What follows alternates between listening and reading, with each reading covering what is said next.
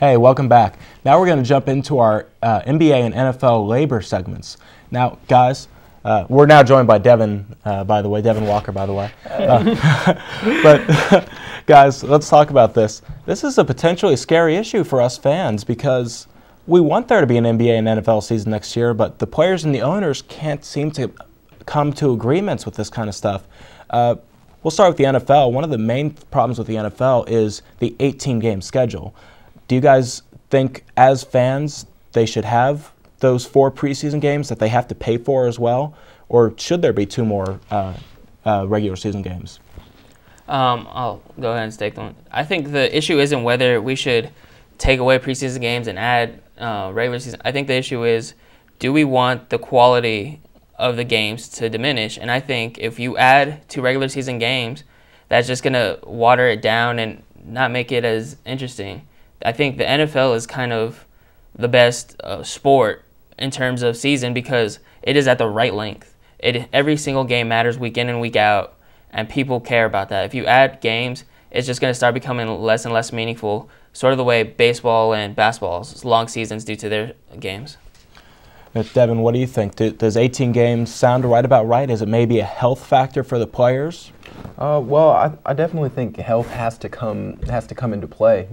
Whereas in football, there can be an injury at any time. Just because there is those 2 extra games doesn't necessarily mean that there will be more injuries. But the probability, the more time that you're out there, the higher probability there is going to be that you're going to get injured. So I definitely think that's something that the league is going to have to consider, and I know that's one of the main issues that the players are considering. All right, and that's the main thing. Of course, it's all money, and as much as we want to talk about it, we can't really debate how the league and the players are going to split their earnings, but the $9 billion roughly that the NFL makes. We can't really talk about that, but what we can talk about is the NBA half of the segment, where don't you think that the NBA players are being asked to drastically have their salaries cut? They're going to maybe have unguaranteed contracts. Is that fair for them? I think them having unguaranteed contracts isn't fair. In a sport like this, where you can get hurt at any minute, having guaranteed money is a big deal because there needs to be some sort of loyalty, and they need some sort of protection in case of injury or in case of anything happens. But the fact that they're getting their salaries cut, I think, is good. They make too much money that they don't deserve. I think if they don't get it, if you don't cut it now, it's going to get ridiculously worse over year after year after year. So I think the owners trying to put a cap on how much they make is good. I just don't think they should take away their guarantees in their contracts. Well, what I would have to say about that, I definitely have to agree with you, in that they shouldn't take away the guarantees in the contracts, but I think it's probably unrealistic for the NBA to expect to be able to just say, hey, we're going to pay you guys less money and expect for it to work out. A lot of these guys, they've become accustomed to a certain standard of living and, making this certain amount of money, and if the NBA is just going to try to it's like, yeah, I wish I could make $16 million. It's weird when you hear them say a certain standard of living. They have millions. It's not like they're going to be poor after this. A couple less millions isn't going to hurt them that much. I don't think it's gonna hurt them. But a lot of these guys are blowing through their money. You know what I mean? A lot of these guys aren't. And that's what they got to think about. They got to start being responsible with their money. They got to plan for their future. They can't just expect to have millions and millions rolling in year after year. That's fair enough.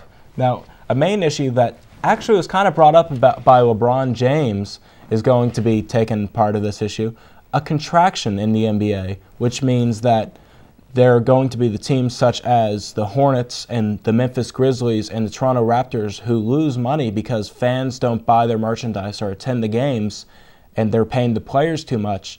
Those teams are losing so much money that they might just cease to exist, and there would be a dispersal draft among those players. So would eliminating 3 or 4 teams actually be beneficial to the NBA?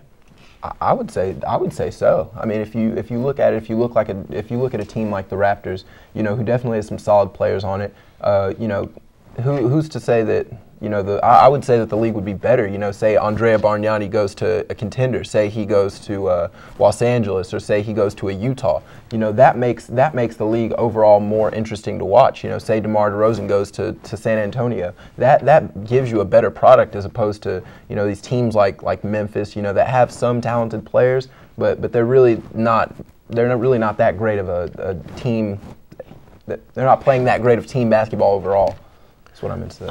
I think those teams being good is a big issue. That they need to start playing well, and they need to make all the games more interesting. But I don't think we should take away teams. I think what the NBA should do is they should limit how many stars or how many the star caliber players that go to other teams. Paul Gasol, Kobe, Lamar, Derek. That's a lot of names on one team. If you look at the Lakers, the Celtics, the Heat, and the Spurs, that is the majority of the NBA All-Star roster. And I think that is the problem, that there's too many All-Stars on very few teams, and it's just all the other teams are just irrelevant. I think the more good, solid, or more even teams that the NBA has, the better it'll be. So perhaps 30 teams is just too much for the talent to be distributed evenly. Yeah. Yes. All right. Well, that's all for the labor segment. Thanks for watching that. When we come back, we're going to be joined by Dan again, and we're going to talk about the NBA.